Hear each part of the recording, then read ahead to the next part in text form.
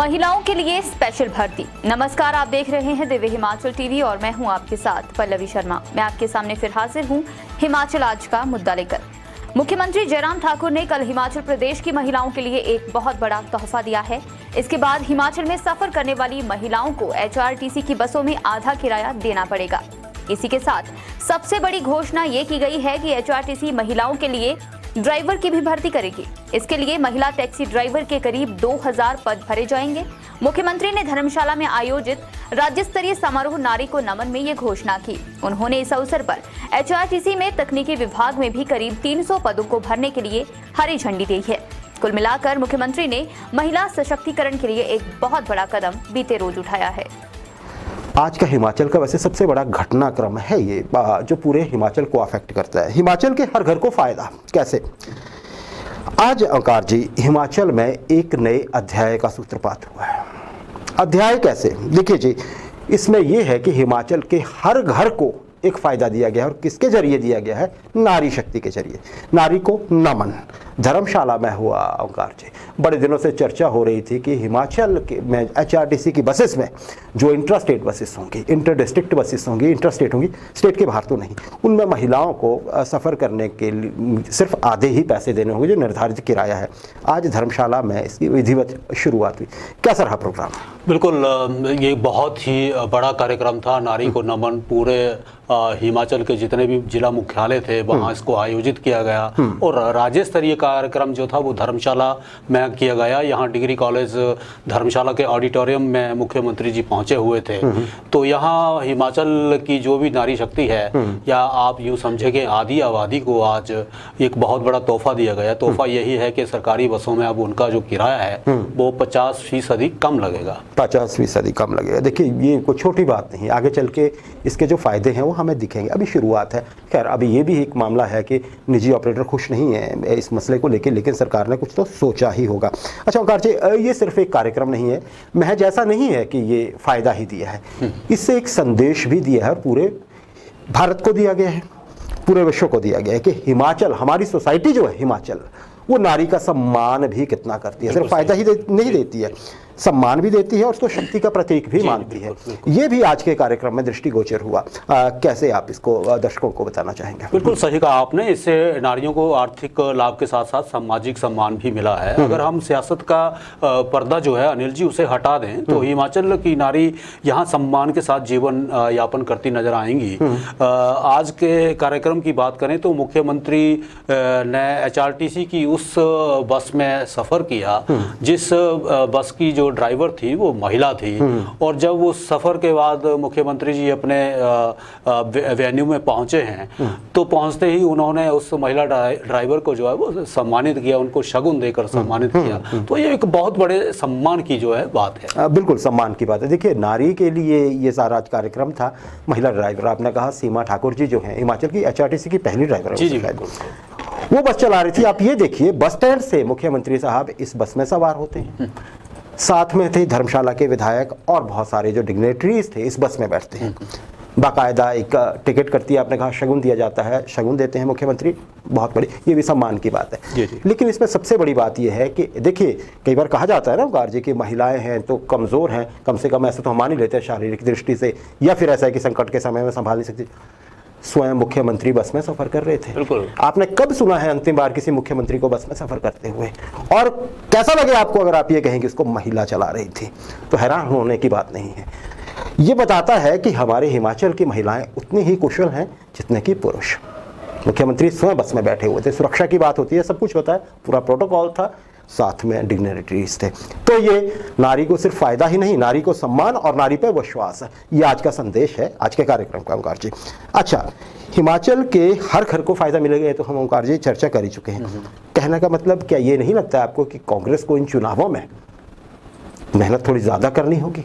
क्या लगता है आपको? मुश्किल बनाते जा रही है सरकार भी और इनके अभियान को? हाँ जी जी जी बिल्कुल। अगर हम इसे चुनाव प्रचार के तौर पर देखें तो भाजपा जो है वो कांग्रेस के मुकाबले 4 कदम आगे ही नजर आएगी। आज हमने किराया कम होने पर प्रतिक्रिया ली तो कई महिलाएं जो थी वो उन्होंने बहुत ही खुशी का इजहार किया। उनका कहना था कि इससे हमें जो है और संबल मिलेगा और हम स्वतंत्र रूप से जो है अपना जो आवागमन कर पाएंगी। तो इसी तरह स्टेट और सेंटर की कई जो योजनाएं हैं तो उनको भाजपा जो है उनको एक प्रचार के दौरान जो है उनको भुनाने की कोशिश जरूर करेगी। हाँ, लेकिन वकार जी इतना जरूर है, कांग्रेस जिस तरह से संगठन के रूप में लगी हुई है ना, हिमाचल में चुनाव प्रचार एक तरह शुरू है, वो सारी चीजें समझती है। डबल इंजन के ऐसे झटके देने की कोशिश करेगी सरकार, बिल्कुल, और भाजपा उसकी लीड लेने की भी कोशिश करेगी। जाहिर है कांग्रेस ने कुछ न कुछ प्लान तो बनाया होगा, तो प्लान अब काम तभी आएंगे अगर उन पे एग्जीक्यूशन प्रॉपर होगा, सभी लोग मिलकर चलेंगे, जो कि जनता चाहती भी है। चुनावों में एक अच्छा मुकाबला हो, बहुत अच्छे लोग चुन के आए।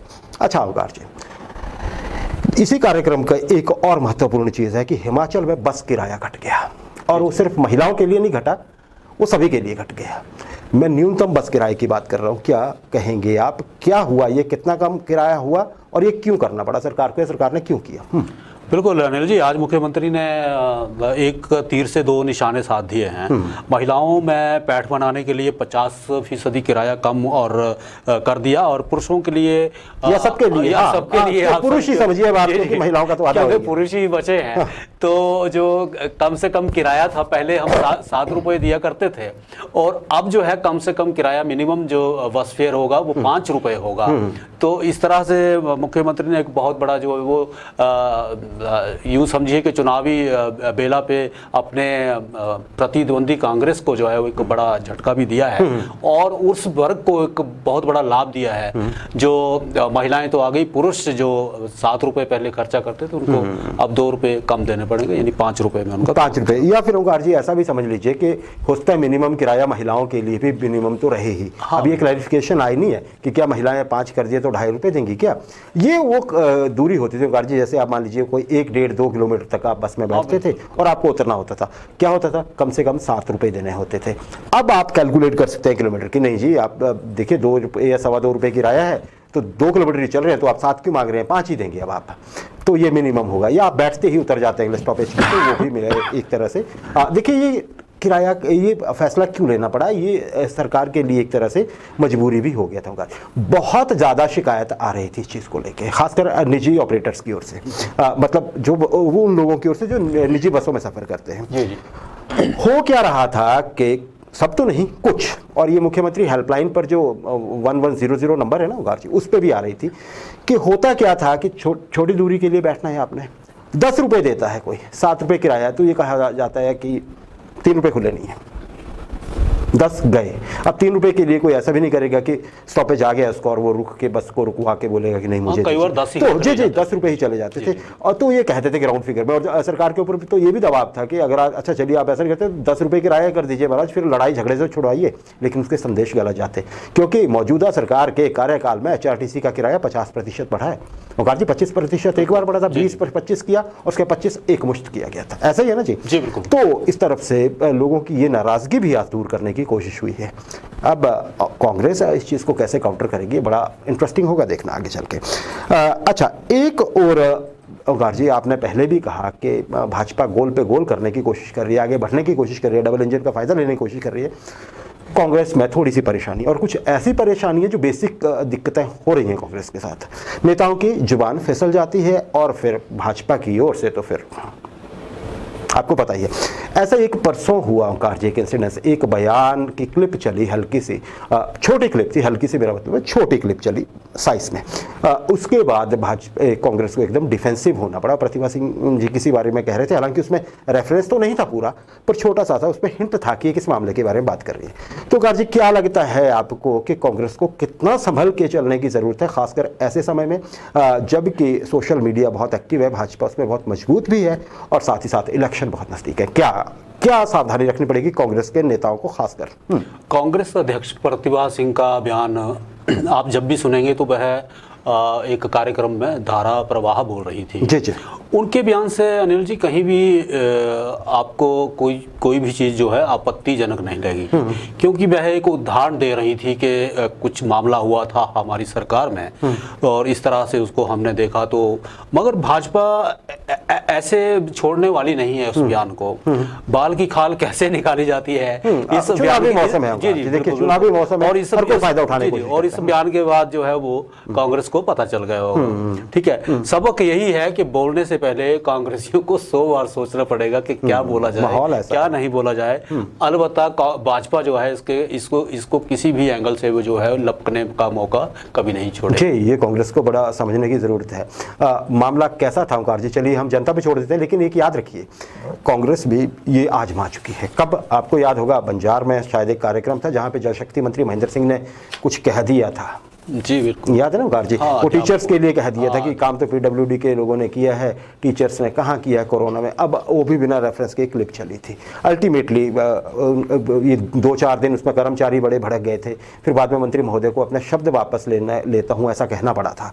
तो अब कांग्रेस अगर उलझेगी इन बयानों के, तो बयान ऐसा लगता है सोशल मीडिया का ज़माना है ओंकार जी, और छोटी छोटी क्लिप्स चल पड़ती हैं। तो फिर यहाँ पे ये समझा जा रहा है, एक्सपर्ट ऐसा मानते हैं कि खासकर कांग्रेस को, क्योंकि मंडी उपचुनाव के दौरान भी कुछ ऐसा ही बयान एक आया था प्रतिभा सिंह जी का, हल्का फुल्का, उसमें भी कुछ भेज के, हालांकि कांग्रेस ने ये कहा था कि हमारा इरादा नहीं था, ना हमने ऐसा कहा था, वो शायद कारगिल को लेके कुछ आया था। तो ये सारी चीज़ें हैं, थोड़ा संभलने की ज़रूरत है।